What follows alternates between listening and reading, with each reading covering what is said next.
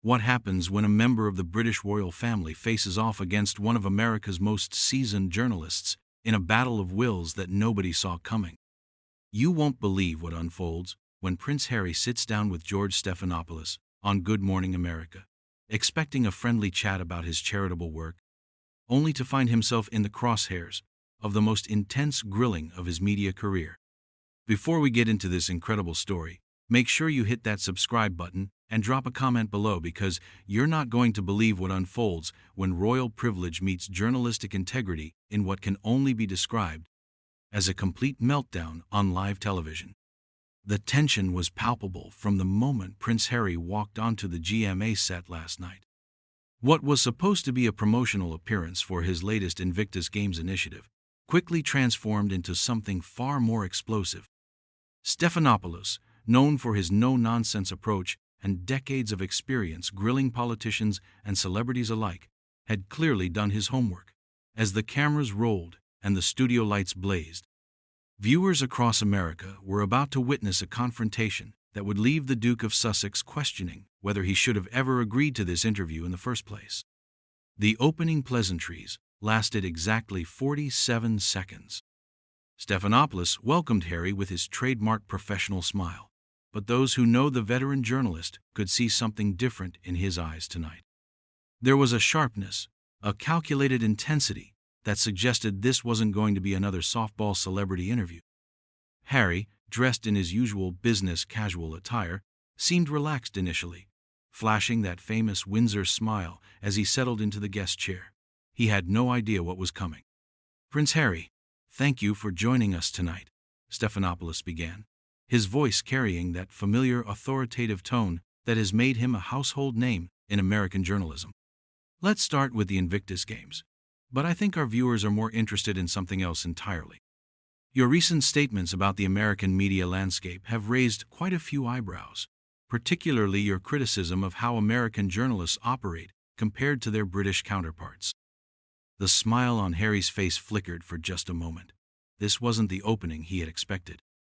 His media handlers had assured him this would focus on his veteran support work, not venture into the murky waters of press relations. "Well, George, I think there's been some misunderstanding about what I actually said. The context was quite different from how it's been reported." Stephanopoulos leaned forward slightly, a gesture that regular viewers know signals his transition from pleasantries to serious journalism. "The context seemed pretty clear when you told the Los Angeles Times that American journalists lack the sophistication and historical understanding that British reporters bring to royal coverage. You specifically mentioned that American media tends to sensationalize rather than inform." That's a direct quote from your interview last month. Harry's posture shifted imperceptibly. The casual confidence he had walked in with was already beginning to crack. "I think you're taking that somewhat out of context, George. What I was trying to express was that there are different journalistic traditions between our countries, and sometimes those differences can lead to misunderstandings." "Misunderstandings?" Stephanopoulos repeated, his eyebrows raising slightly. "You called American journalism shallow and suggested that we don't understand the nuances of royal protocol. For someone who has built his new life in America, who has profited considerably from American media platforms, and who regularly appears on American television shows, that seems rather hypocritical, doesn't it?" The word hypocritical hung in the air like a challenge. Harry's jaw tightened visibly, and viewers could see his hands grip the armrests of his chair slightly tighter. This was not going according to plan. "I wouldn't characterize it as hypocritical, George. I think I'm uniquely positioned to observe the differences between media cultures, having experienced both extensively." Stephanopoulos wasn't backing down. His decades of experience had taught him to recognize when a guest was on the defensive, and he pressed his advantage. "Uniquely positioned? Let's talk about that position. You've made millions from Netflix deals, Spotify contracts, and book sales, all facilitated by what you call shallow American media. You've appeared on Oprah, on late-night talk shows, and now you're here with us. If American journalism is so inferior, why do you keep coming back for more?"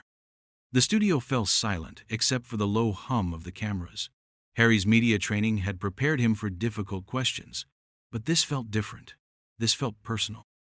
Stephanopoulos wasn't just asking questions, he was building a case, methodically dismantling Harry's public persona piece by piece. "I think you're oversimplifying my comments," Harry replied, his voice carrying a slight edge now. The boyish charm that usually served him so well in interviews was nowhere to be found.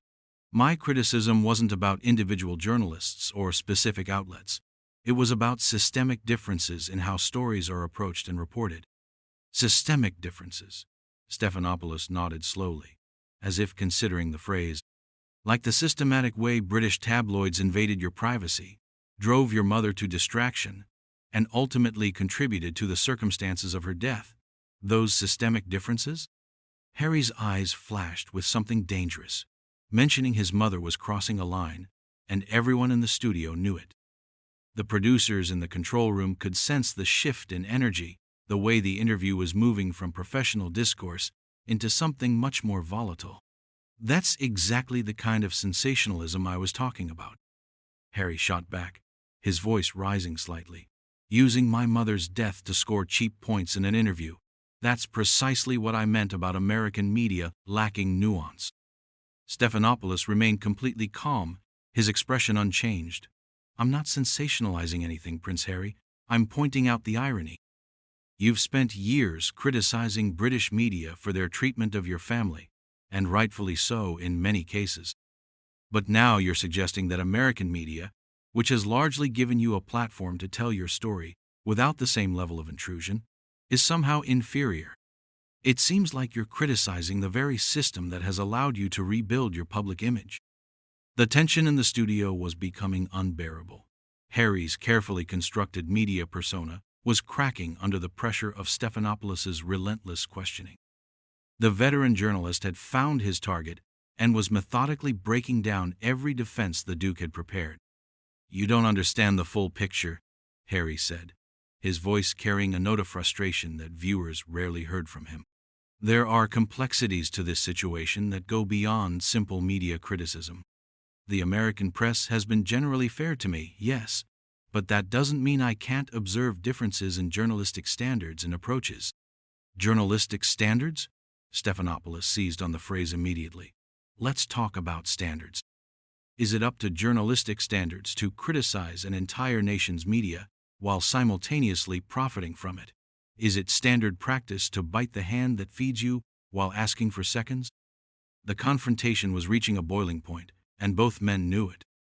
What had started as professional disagreement was becoming something much more personal, much more dangerous for Harry's carefully managed public image.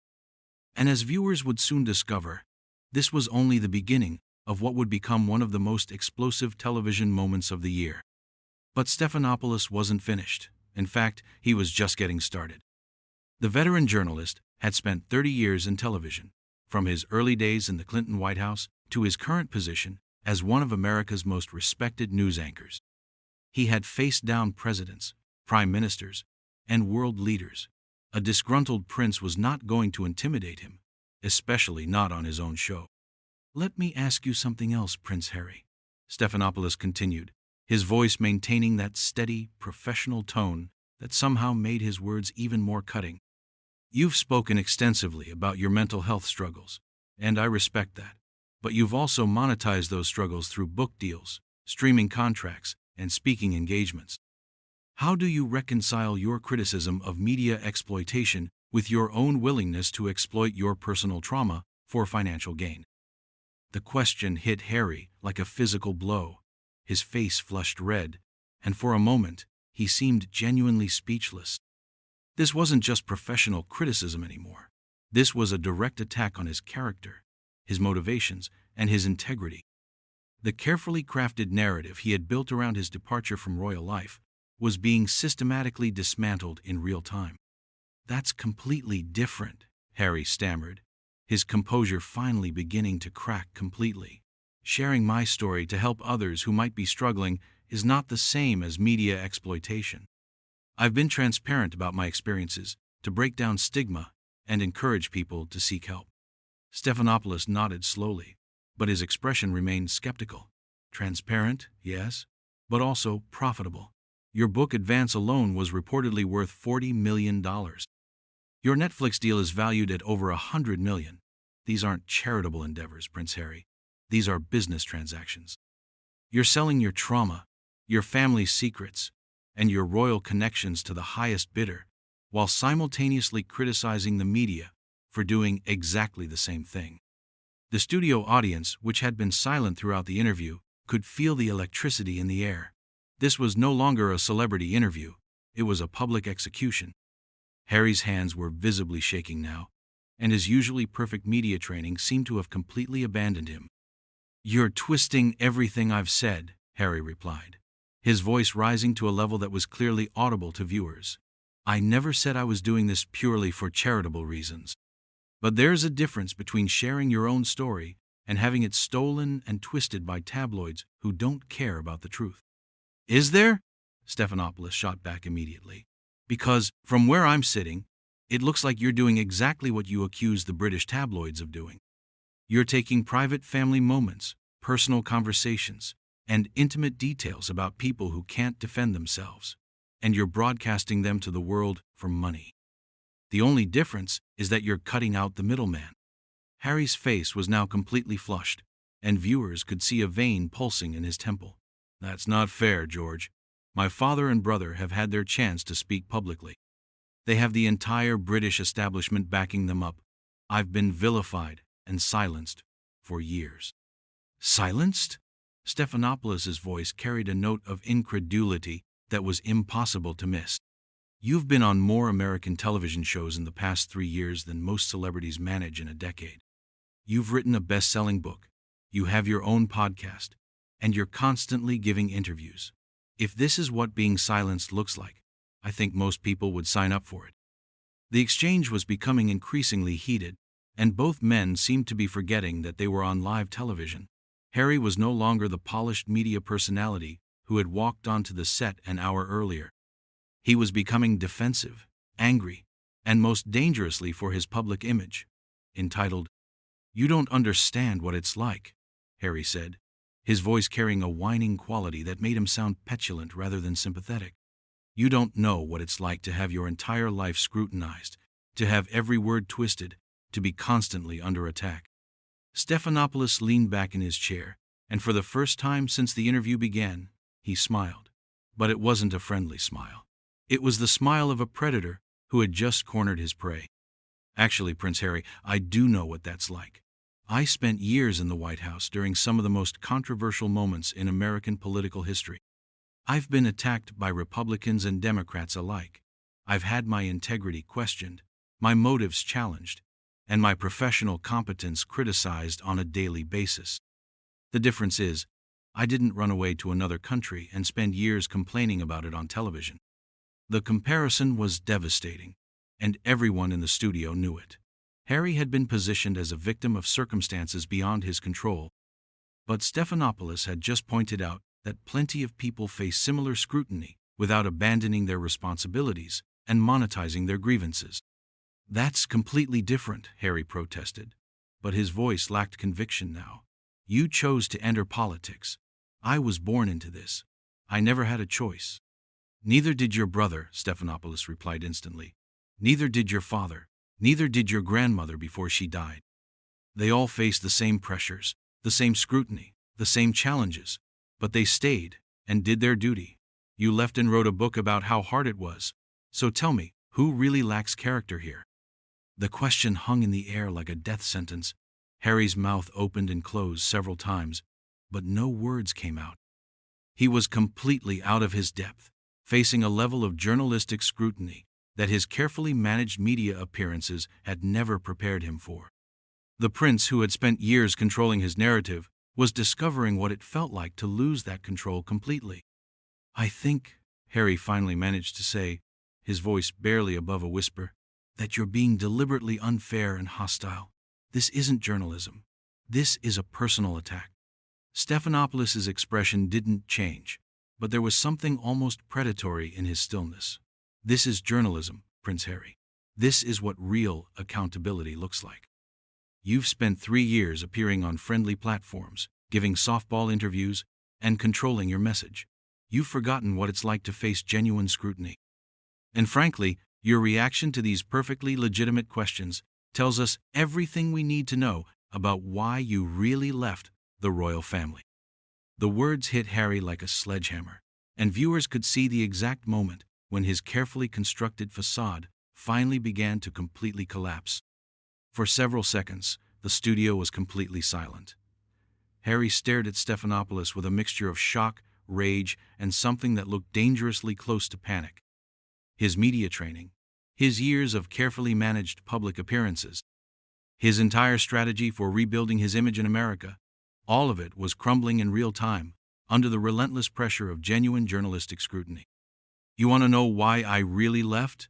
Harry's voice was barely controlled now, trembling with barely suppressed fury. "You want to know the real reason? It's because of people like you. Journalists who think they have the right to dissect every aspect of someone's life, to judge decisions you couldn't possibly understand, to act as if you know better than the people actually living through these experiences." Stephanopoulos remained completely calm, his hands folded on his desk, his expression unchanged. "So, it wasn't about racism in the royal family. It wasn't about your mental health.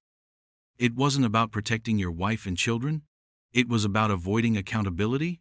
About not wanting to face difficult questions?" The accusation was like throwing gasoline on a fire. Harry's composure completely evaporated, and for the first time in the interview, viewers saw the real man behind the carefully crafted public persona. Gone was the sympathetic victim of royal protocol and media intrusion. In his place sat an entitled, angry man who was furious at being challenged. "Accountability?" Harry practically shouted, his voice echoing through the studio. "Accountability to whom? To you? To people who have never lived a day in my shoes? I don't owe you or anyone else an explanation for the choices I've made to protect my family and my sanity." "Actually, you do," Stephanopoulos replied, his voice remaining maddeningly steady. "You owe explanations to the British people who supported the royal family financially. You owe explanations to the American people whose media platforms you've used to rebuild your image. And you certainly owe explanations to the family members you've publicly criticized and embarrassed for profit." Harry stood up abruptly, his chair rolling backward with the force of his movement. The sudden action sent a ripple of tension through the studio crew, and viewers could sense that something unprecedented was about to happen. "This is exactly what I'm talking about," he said, his voice now loud enough that it was almost certainly distorting the audio levels. "This aggressive, hostile interrogation style that passes for journalism in America. You're not seeking truth, you're seeking ratings." Stephanopoulos finally showed the first crack in his professional demeanor, a slight smile playing at the corners of his mouth. "And you're not seeking to help people with their mental health struggles, Prince Harry. You're seeking to rehabilitate your image while making millions of dollars. At least I'm honest about what I'm doing." The comparison was devastating, and everyone in the studio knew it. Harry was being exposed not just as hypocritical, but as fundamentally dishonest about his own motivations. His entire American media strategy was built on presenting himself as a victim who had courageously spoken truth to power, but under real scrutiny, that narrative was falling apart completely. "I don't have to listen to this," Harry said, his voice shaking with rage. "I don't have to sit here and be attacked by someone who clearly came into this interview with an agenda. This isn't journalism, it's character assassination." "No, Prince Harry," Stephanopoulos replied, standing up slowly to match Harry's posture. "This is what journalism looks like when the subject can't control the narrative. This is what accountability feels like when you can't buy your way out of difficult questions. And your reaction right now is proving every point I've made about why you really left the royal family." Harry's face was now completely red, and his hands were clenched into fists at his sides. "My reaction? My reaction is to being ambushed by a journalist who clearly has no interest in fair reporting. You've twisted everything I've said, taken my words out of context, and turned what should have been a discussion about helping veterans into a personal attack. I've asked you direct questions about your own public statements and actions," Stephanopoulos countered. "If those questions feel like personal attacks, perhaps you should examine why your own words sound so damaging when repeated back to you." That was the final straw. Harry's composure completely shattered, and viewers witnessed something that had never been seen before on American television: a member of the British royal family having a complete public meltdown. "You know what, George? This interview is over. I don't need this, and I don't need you. I came here in good faith to discuss important work, and you've turned it into a circus." "The only person turning this into a circus is you," Stephanopoulos replied calmly. "I asked legitimate questions about your public statements and business dealings. Your inability to answer them professionally says everything about your character and your fitness for public life." Harry was already moving toward the edge of the set, his microphone pack still attached but forgotten in his fury. "My fitness for public life? I've done more for charity and public service than you ever will. I've served my country in Afghanistan while you were sitting safely behind a desk, asking politicians softball questions." The military service comment was clearly intended to be a devastating blow, but Stephanopoulos didn't even flinch. "You served your country, yes. For 10 weeks in a heavily protected base, with more security than most soldiers see in their entire deployment. And then you left that service, just like you left everything else when it became inconvenient or difficult." Harry stopped moving and spun around, his face contorted with rage. "How dare you minimize my military service? I put my life on the line for my country while you were probably at cocktail parties in Washington." "Your military service was admirable," Stephanopoulos acknowledged. "But it doesn't give you a lifetime pass from criticism, and it doesn't excuse your behavior since then. You can't invoke your 10 weeks in Afghanistan every time someone asks you a difficult question about your multi-million-dollar media deals." Harry's hands were shaking with fury now, and his voice had risen to a level that was becoming genuinely disturbing to watch. "This is unbelievable. This is exactly the kind of toxic media environment that I was talking about. You've proven my point better than I ever could have." "Actually," Stephanopoulos said, his voice still maddeningly calm, "I think I've proven my point. You can handle softball interviews with friendly hosts, but you can't handle real journalism. You can criticize media when you're in control of the message, but you fall apart when faced with genuine accountability." Harry was now at the edge of the set, fumbling with his microphone pack, while studio technicians tried to help him remove it properly. "I'm done with this farce," he announced loudly enough for the entire studio to hear. "I'm done with journalists who think ambush tactics and personal attacks constitute professional behavior. And I think American viewers are done with entitled celebrities who think they deserve special treatment." Stephanopoulos replied, "Thank you for proving exactly what kind of person you really are, Prince Harry." Harry finally freed himself from the microphone equipment and headed toward the studio exit, his face still flushed with anger. "You can edit this however you want, George, but people will see through your agenda. They'll see that you turned what should have been a respectful conversation into a hit job." "We broadcast live, Prince Harry," Stephanopoulos called after him. "There's no editing. What people saw was exactly what happened. A man who can dish out criticism but can't take it, who can attack others but can't defend himself, and who runs away when faced with the kind of scrutiny he's been avoiding for 3 years." Harry paused at the studio door, his hand on the handle, and for a moment it seemed like he might turn around and continue the fight. But instead, he simply shook his head and walked out, leaving behind one of the most explosive television moments in recent memory. Stephanopoulos turned back to the camera, his professional composure completely intact despite the chaos that had just unfolded. "Well, that was certainly illuminating," he said to the viewers. "Sometimes the most revealing interviews are the ones where the guest reveals more than they intended. We'll be right back after this break." As the studio lights dimmed and the cameras stopped rolling, the crew stood in stunned silence. They had just witnessed the complete destruction of a carefully crafted public image, and everyone knew they had been part of television history. Prince Harry's American media strategy had just imploded on live television, and there would be no coming back from this spectacular display of entitlement and thin skin.